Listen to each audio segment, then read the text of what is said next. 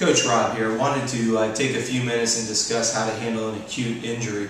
By definition, an acute injury is anything that's happened within the last 24 hours, give or take a little bit. And what we say when you get into a state of injury is you're in a race against space and time. So you have to move quickly and you have to move with a sense of knowledge. With all of our athletes, what we do is we apply the acronym RICE, which is going to stand for rest, ice, compression, and elevation. Like I said, within the first 24 hours, your body has a lot of self-defense mechanisms where when you get hit with maybe a level of trauma, or maybe you've rolled an ankle, or you've twisted a shoulder joint or something, lifting or cross-training, or maybe sports-specific, what you've got to do is you need to start by rest, okay? Your body, the only way it's going to heal quickly is that you give it some rest and relaxation.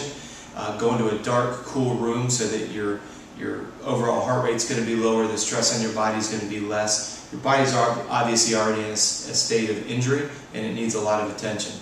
The second component is ice, and we get a lot of questions, ice or heat. Always ice for the first 3 days. If you put ice on it, what it does is it vasoconstricts and keeps a lot of inflammation and swelling from happening in that traumatized area. The body has a self-defense mechanism where it is going to send a lot of fresh blood flow to the traumatized area.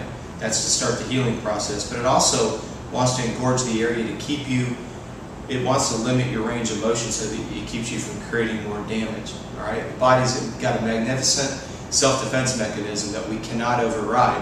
But what we got to do is work within the confines. That's why vasoconstriction through ice works. Never heat until after 3 days.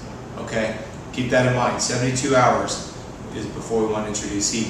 For the ice, you want to go 20 minutes on, 20 minutes off. Cycle that through as much as you can. Obviously, based on the various injury points, sometimes icing isn't all that conducive, nor is it conducive to do it that consistently. But I'm telling you that the ice, doing it on and off, the more you do it, the faster the results will be.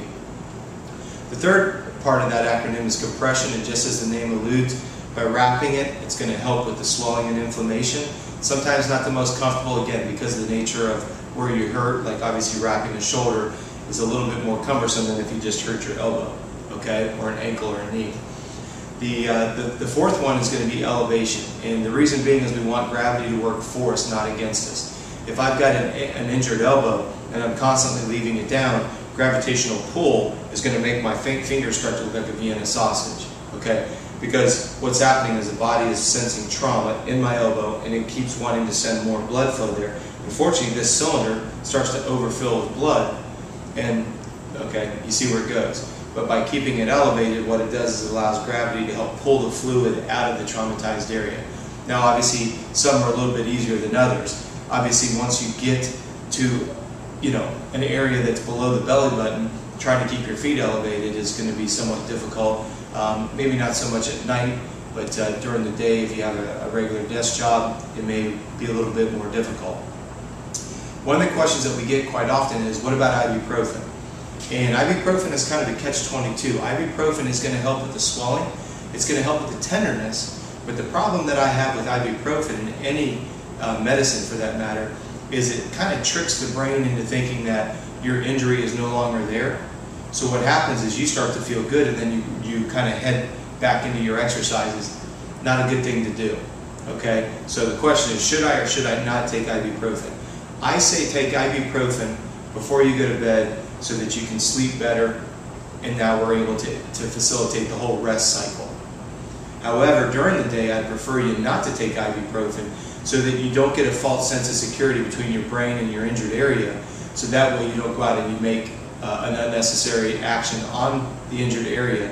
Because remember, if you don't feel the pain, your body says, hey, we're good, let's go. You go out, you go back to your old ways, and you just are setting yourself back another day, another 3 days, another week, depending on how far and how fast you go with it, okay?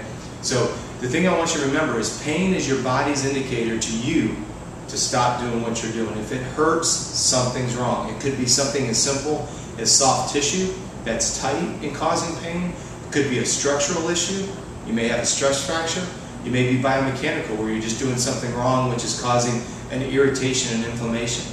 But don't try to push through pain. Pain is a very, very big indicator for your body. And I know that some people say no pain, no gain. that's going to get you nowhere but into a bunch of injuries and eventually burn out. Okay? So thanks for watching this video.